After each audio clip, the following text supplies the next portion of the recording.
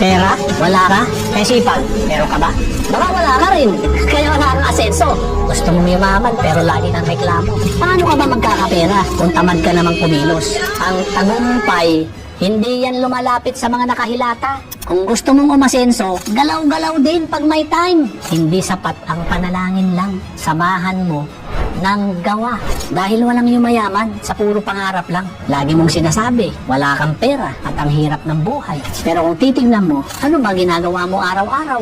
Gising sa tanghali, tapos puro cellphone lang. Wala kang ibang ginawa kundi tumambay. Paano ka aasenso? Eh wala ka namang ginagawa. Kahit gaano ka katalino at kagaling. Kung tamad ka, wala kang mararating. Magtrabaho ka, magsumikap ka, magtiis ka. Dahil ang mundo ng pera, sipag at tiyaga ang puhunan. Kung gusto mong umasenso, simulan mo yan sa mindset mo. Huwag kang umasa sa ayuda o tulong ng ibang tao. Maghanap ka ng extra income. Mag-aral ka at matutong dumiskarte.